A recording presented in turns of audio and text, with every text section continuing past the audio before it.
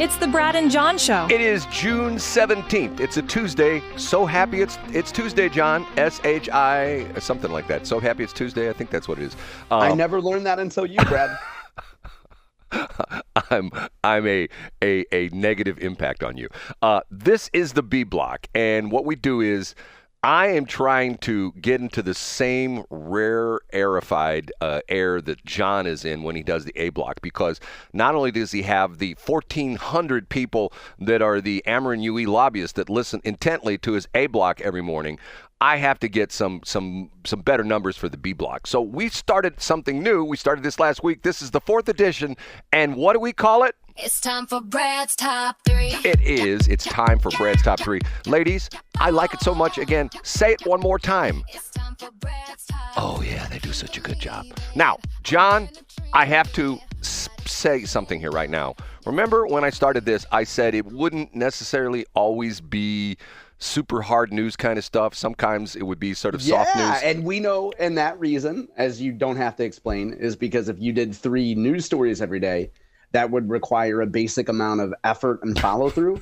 So you can add a rant in there so that when you haven't done your prep in the morning on day number 7, for example, you can have one news story and be like, and also I was at the parking lot, and have you ever seen these cars that have bad tailpipes? So yeah, you'll have some news stories, and then you'll have rants when you're not prepared. See, what John is referring to, he has an over-under bet with his Ameren lobbyist groups that how many days it'll be till I stop doing the top 3. So John, what's your bet? How many days?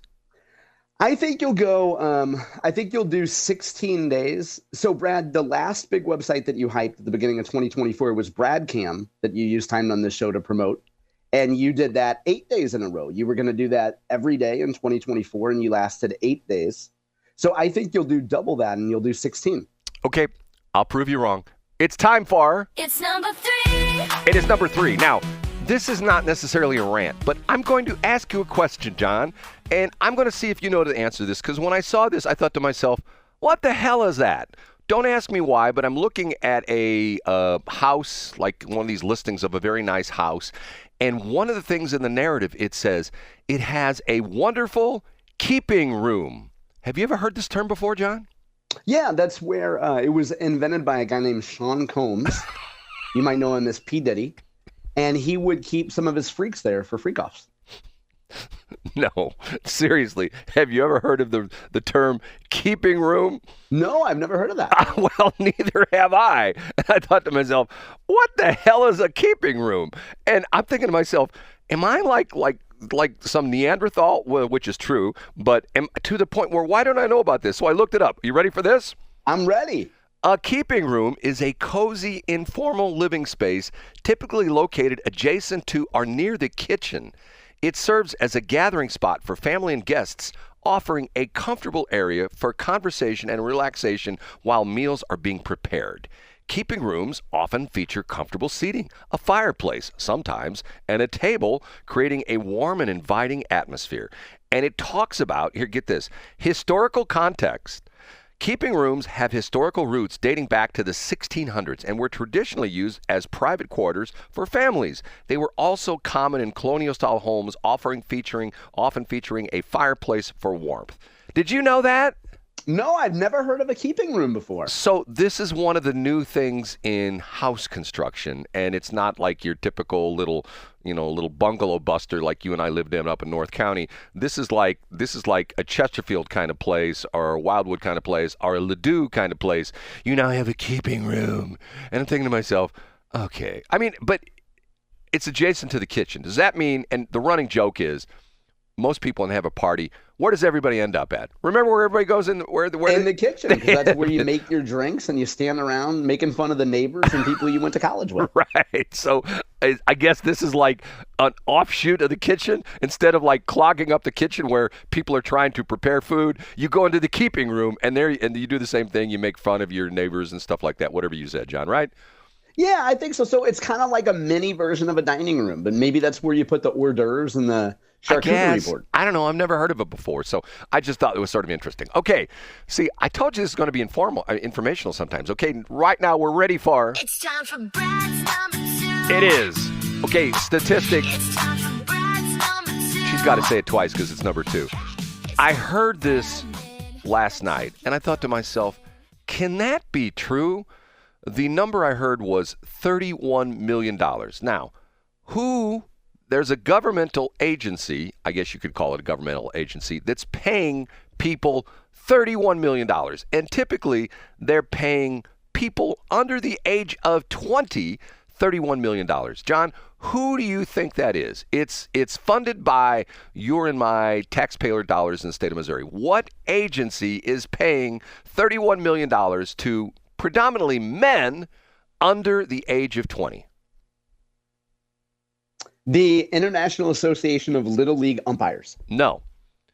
Mizzou Athletics. I give up. Mizzou Athletics. Mizzou. Excuse me, for the NIL licenses, right? Yes, Mizzou Athletics spent $31 million to pay students to play. I think the breakdown was, I think they said like 3/4 of that was for football, 20% of that was for basketball, and 5% was for all other associated sports, which I guess was baseball and things like that. And this is just I saw that stat, Brad. That's amazing, and that's great for the players, right? Right, but then like you're not gonna hate on people making money, right, Brad? Well, John, we go to the point where there was a time that if you were an athlete, let's say you played for Mizzou, and somebody found out that some guy who was on the booster club took you out to dinner and you had a hole in your shoe and he bought you a new pair of shoes, you could be kicked off the team. Get what I'm saying? Yeah. And I get exactly what you're saying. And now they're just spending that money. It's like, have you ever seen these videos? I don't know if you've ever seen this before. You don't watch these kind of videos where there's this machine you can buy, and these like apparently a lot of the YouTube influencers and also the TikTok people do it, where they show up at like an event and it looks like a gun, but it's not a gun. And what it does is it fires out dollar bills. You ever seen this before? Yeah, I've seen that. Yeah, it looks like a rocket launcher. Right, like a rocket launcher. And they hit a button and boop, boop, boop, boop, boop, and the money comes flying out of the thing. Okay. Isn't that essentially what they're doing now? Hey, you kids, you 18-year-olds right out of high school, blah, blah, blah, blah, blah, blah, blah. Oh, there's a $100 bill. Jimmy got 100. Oh, Jimmy got a 50. Yeah, and isn't that great, Brad? So I think I would make the argument that I would think that people like you who are long-term critics of higher education would say that higher ed groups like, let's say, Mizzou or University of Alabama made a lot of money off their student athletes. And it's only right that those student athletes have some way to get a piece of the action. Brad, that would be like somebody working for you for almost 2 years and you not compensating them. You get what I'm saying? Like, shouldn't you be happy that Mizzou is paying these young athletes to help make the money? John, I will say this. I will say, I'm in the Mike Rowe camp, okay? I will say that this is how things are ass backwards. Did I say that? I should have said bass backwards. Okay. Bass backwards, yeah. This is how things are bass backwards. Okay. You have to pay a university for 4 years to go and learn something, learn a profession, or maybe even not necessarily a trade, but some people, I guess, with college degrees end up in the trade field. Okay. And you have to pay them for that. Okay. Turn it around where what if you got paid to learn a profession or learn our profession? And the idea being is that instead of you paying the university, pay me and I'll teach you the radio business. And that's what is your point there about the Bart Cormans of the world, or what's your point there, Brad? I see. The problem is in the A block, you referred to who was the classification? You gave the classification of who a lot of the protesters were, the No Kings over the weekend. What was Eric Burleson said that the Democratic Party is now the party of angry white college-educated women. Okay, so what's college doing to it? It's sending them away and turning them into angry women that come out and they complain about everything. See, that's true. Yeah. Now, they may have been angry before they went to college, to be fair. I got a little bit of a tiff with someone that I know, a woman that I know, who was showing me. She was proudly sending me pictures of her, at the No Kings event. Okay, yeah, that's adorable. and she was showing all the signs of her girlfriends, and then she was showing me her sign. They really showed us, Brad. And what I did was I sent her back. I said, "Well, I believe in no queens," and she says, "What does that mean?" I go, "No Hillary and no Kamala." Yeah, that's right. And again, thankfully, the American public weighed in on that and rejected Hillary and Kamala too. Okay, but going back to the story about Mizzou, they also said, and you read the article, they said there's a new cap that goes into effect, July 1st? Do you know about that? Yeah, that was a part of Curtis Gregory's legislation, I think. But jog my memory here, Brad. Well, apparently they put a cap. Is this in the state of Missouri? Is this NCAA? I think it would be, actually, I don't know. I'm calling up the article right now. It was by Eli Hoff in the St. Louis Post-Dispatch. Go ahead, Brad. Okay, well, but are you going to pull it up and take a look at it then? Well, I tell you what. Here, I'll move along to number one, and we can. Yeah, I need to archive. Look at it. So go ahead. We can circle back on that. Okay, Brad's number one. And now, big finish. Brad's number one. Oh, Yes. One. John stole my thunder. It's the hemp dudes. The hemp dudes, which I think, quite honestly, when I read this article, I thought to myself, PBMF. Get what I'm saying, John? The hemp dudes. PBMF. You know what I'm saying, John? And that was, and what does PB stand for in that, Brad? Paybacks.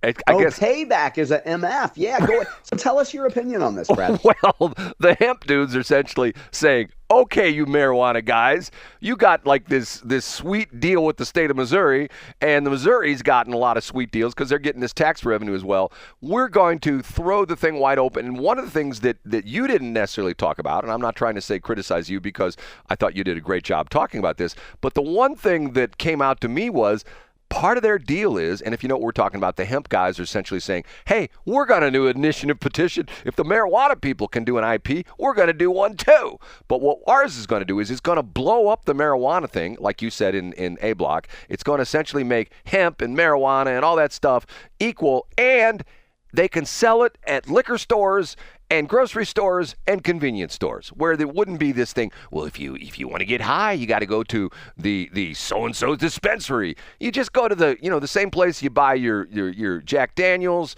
which is, your corner liquor store, your corner convenience store, your Schnucks, your Deerbergs. You just buy it right there. So, and think about that. If I've talked about this before, that if you go to various Schnucks around the area, some areas that if you live in, you don't have much of a wine section. But if you go to the Schnucks on Ladue Road at I-170, you have 12 rows of wine. So once again, we would have a place where, like up in NoCo, it'd just be your basic, gummies and things like that. But in the Schnucks Ladue store at I-170 and Ladue, you'd have gummies from Napa Valley, and you'd have French gummies and things like that. What do you think, John? Yeah, I think that, Brad, in that analogy, I think that was appropriate 10 years ago. You might want to make it Wildwood. I don't go to the Ladue Schnucks or the Ladue. I know there's an Old Navy out there. I know someone who's gone there recently who said there's a lot of savages there. I guess a lot of people from U City and Olivet go there thinking that it's a nicer store. So they've ruined, that demographic has ruined that Ladue crossing area. So you might want to use Wildwood as an example now. But yeah, Brad, I think if you're the hemp folks, you make the argument, and I think they make it outright, that let's treat these products the same way we treat alcohol and tobacco. And you can buy alcohol and tobacco at a convenience store. You can buy it at a supermarket. But let's set up a regulatory framework by which these products are judged the same way as alcohol and tobacco. Right, exactly. And I've already got a slogan. I've already got a slogan for the hemp people. I'm ready. It ain't just hemp, or no, it ain't just rope. It's dope. What do you think? Oh, there you go, Brad. Very quaint. I like the reference to dope. Because isn't that one of the, or is that gone out of the kids' vernacular? Hey man, it's dope. Oh, it's dope. I think that's been gone for a while. I don't think Gen Alpha is on that. Okay, they don't Brad, this is amazing. You've done 4 days in a row of Brad's top 3. Right. But okay, we're gonna circle back. Jen Psaki. Jen, come over here real quick. Yeah, the cap. Okay, we can cut out that. The cap is a national thing, Brad. So it's not just a Missouri thing. So that's, I guess, NCAA. Yeah, I think that would be any sort of national governing thing. So I think this is great. I think it's, especially since you don't like it, Brad. I know that you hate the concept of people actually making a profit and making money, but I love the idea that these athletes are able to make some money off of their name and their image and their likeness. John, let me tell you this. It's not, I could care less. If they make... You couldn't care less. No, if you I couldn't care less, Brad. It's been 19 months. Can we fix this? Excuse me, John. When you say I could care less, that means you care. What you're trying to say is I couldn't care less. No, what I meant to say was I don't give a poop. How's that? Is that better, John? That sounds like a stupid industry website that you update every 4 years. Go ahead. There's news on that. I don't give a poop, John. I really don't. The thing is, I say college athletics is kabuki. And that means that it's fake. And how is it fake, Brett?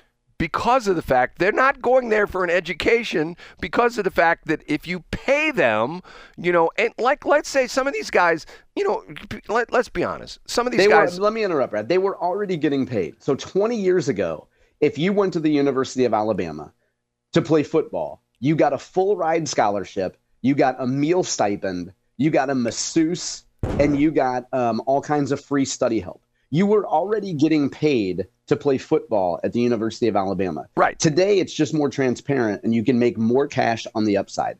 There are some entities, Brad, that believe in people getting paid for their contributions. And today, thanks to NIL, those football players can make more than they did 20 years ago. But they're not going there for an education. Who cares? Why do you care, Brad? Because, John, let's go back to the old days of you and I in Hazelwood High School. Okay, why did you go to Hazelwood East? Where every day when you showed up for school there? Why did you go there? Did you go there? Because I was required to attend. Because the truant officer was going to get you. Yeah, no, I went there because I needed to get an education. Okay, but you just made my point. They're not going to Mizzou for an education. They're going to Mizzou for the gravy train. Yeah. But that's a great thing, right? And they can raise their profile. If they're a good athlete, they can get enough attention from pro scouts and develop their skills to make even more money in the pros, right, Brad? Well, Brad, why does Sue Thomas leave the Brad Hildebrand operation? Why do people work for you and then go work for a real radio station? Because they want the opportunity to go somewhere where they can make money. So college is like working for Brad Hildebrand. Like, let's learn a few skills. And then eventually we got to get paid. So we're going to go somewhere, a professional operation where we can make some money. Well, John, I have the solution to the whole thing. The solution to the whole thing is instead of University of Missouri curators selling off their radio stations, what we should do is we should take all the athletes and like KBIA in Columbia and say, okay, no more NIL money, but you know what? If you go to work at KBIA, let me look. What's the salary range here? Oh, it pays. They can make $21,000 a year. It pays $500 an hour to go to work at KBIA. But that won't impact your status as a amateur athlete because you're not playing football at KBIA. See, that's right. They're still an amateur athlete, right. Brad. You're being the morning edition talk show host. Well, they don't have that. You just come in and just they could intro the national stuff though. They could do the station ID at the top of the hour. Right, which is all the local programming you hear on any of the NPR stations. That's it. If people wanted to hear the top 3 stories from today a little bit later, where would they find them, Brad? Brad's top 3. Now, Brad, can I offer you an unsolicited suggestion or not? Go ahead. If you go to Brad's top 3, Brad, you have a lot of content here with a byline Brad Hildebrand, that's stuff that you didn't write and that has no attribution to it. John, what you're snooping on me because what I'm trying to do, this is a very frustrating problem. It's funny you should look at that because I didn't even realize that till last night. I'm having problem with one of my websites, and wait, are you serious, Brad? Yeah, no. I'm having a fight between a plugin developer and my hosting company, and they're pointing fingers at each other. They're saying, well, the reason this plugin doesn't work is because the plugin people say the reason this plugin doesn't work is because the hosting company doesn't have your website set up right. So I send that to the hosting company. They go, no. The reason your plugin doesn't work is because there's a mistake on line 566 and 832 and 2809. And it probably makes sense until you get that resolved. So if Annalise Hanshaw, if Annalise Hanshaw at the Missouri Independent writes a great piece called Missouri Lawmakers Create Pathway for Free Career Tech Education, instead of you found a way to put Brad Hildebrand as the byline John, and give no attribution to the Missouri Independent or Annalise, maybe it'd be a good idea to take that post down. Because John, now, Brad, if you do what I did, which is Google that topic, the result comes back as saying that Brad Hildebrand wrote this piece, which is clearly not true. John, if you'd go to another page on their website, it has all the attributions, and quite honestly, yeah, it does, but not on the main page where it says by Brad Hildebrand. Right, but that's a work in progress, and the reason I did that was now, because... is this going to follow the other successful news feed pages like Westplex News and others that you continue to update? The Westplex, you want to know the story on that? The Westplex. No, I don't. I don't care enough. The Westplex News site, it was westplex.news, then it morphed into westplexnews.com, and it was working perfectly for 6 years. And when I upgraded it to the newest version of that's how this whole crazy thing started. When I upgraded it to the newest version of the plugin, it stopped working. So that's why I'm trying to fix this. That's what I'm doing. Yes. There we go. Well, I'm sure you're gonna dedicate time to it, and it's gonna be flawless, Brad. We're on day 4, Brad. You're halfway to Bradcam level. John is so complimentary. I didn't think you'd make it 4 days, Brad, but you did. Way to go. So complimentary. Okay. When I meet people and they say to me, you do that show with John Combest, don't you? I go, yeah. Oh, my God, he's such a great guy. And I always say, he's better than a great guy. He's an amazing great guy. I'm going to say. Yeah, I know you do, Brad. When they say, you do that show with that John Combest guy, he's an amazing guy. I go, no, he's actually a big jerk. That's what I'm going to start saying, John. Yeah. Isn't it great to do a show with someone that holds you accountable? Are we married? I think so. Okay. Brad'sTop3.com. Everybody should check it out.